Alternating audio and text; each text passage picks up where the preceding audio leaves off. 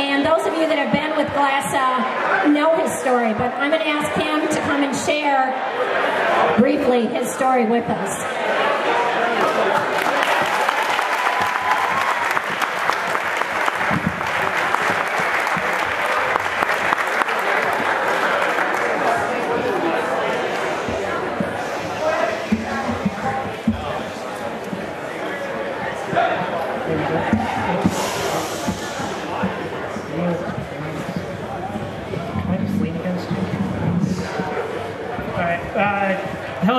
Thank you all for coming out tonight. It's kind of a huge privilege to have all you guys here supporting GLASA and all that they do, not only for myself, but many of the athletes who are amongst us tonight, as well as other athletes.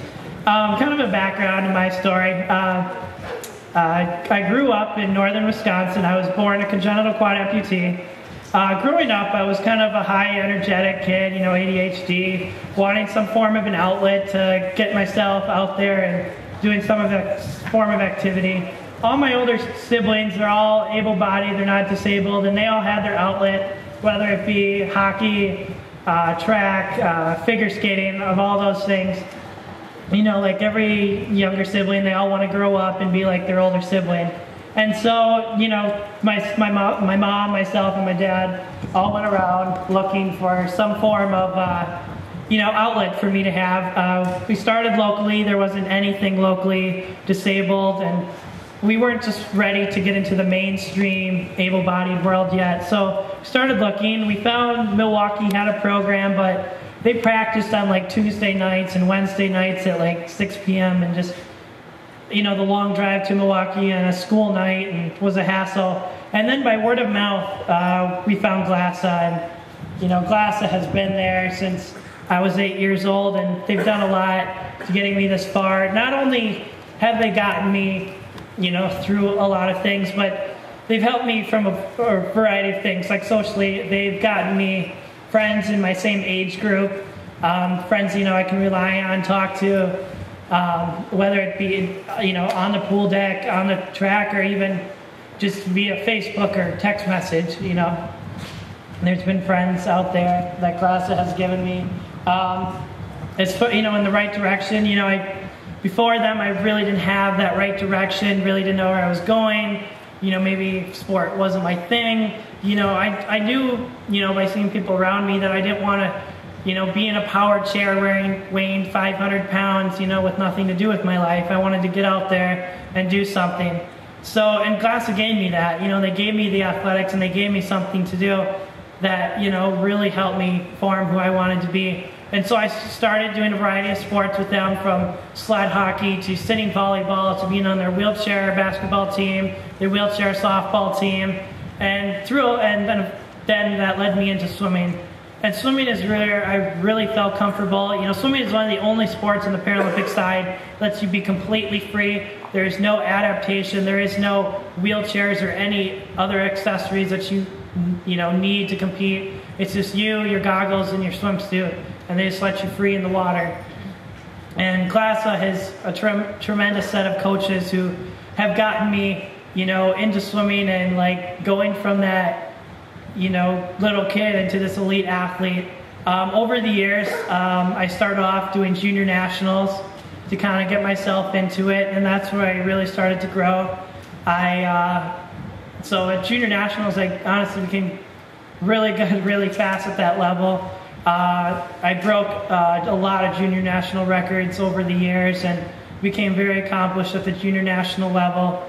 And, you know, I thought maybe this is the right sport for me. And so I headed off into swimming, and before I knew it, I started doing Paralympic level competitions such as the Greater Toledo Athletic Club competition in Ohio, the Can-Am Games.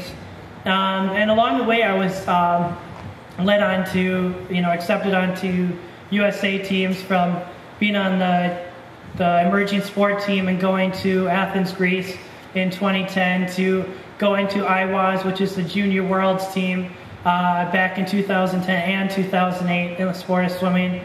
And even more recently, I applied and was accepted into the resident program at the Olympic Training Center in Colorado Springs, Colorado.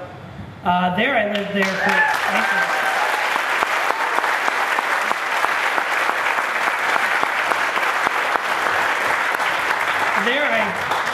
prospered. I mean, it was, your life there was all about sports. I mean, we trained 5 hours a day from pool to the weight room. And not on top of that, we had meetings throughout the day with sports psychologists and sports nutritionists to really get us better. And while I was out there, I got even better. And I ended up having 4 world rankings out of the entire world.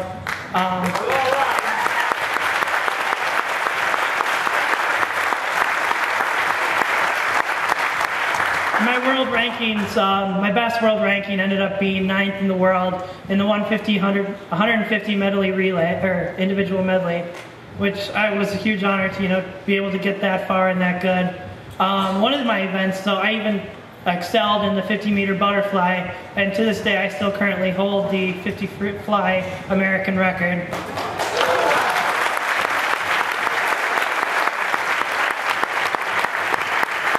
And even with all these accomplishments that I have, there's one quote that's kind of stuck out in my mind by Olympic gold medalist Jesse Owens, and his quote was, "Awards become tarnished and diplomas fade. What's a gold medal? A trinket? A bauble?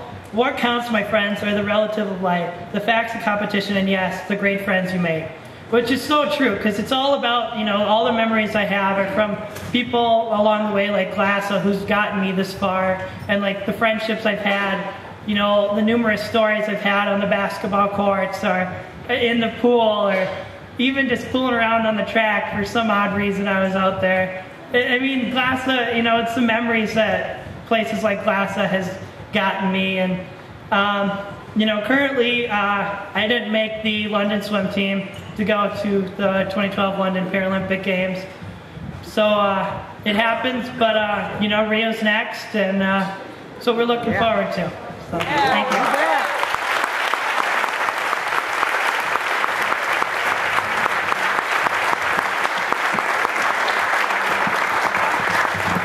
Well, as you can see, Jonathan is quite an amazing young man, and we have very many amazing athletes. You guys want to rave in the back corner? And amazing coaches. So again, thank you. Thank you for being here and supporting our mission of let no one sit on the sidelines, because we couldn't do what we do.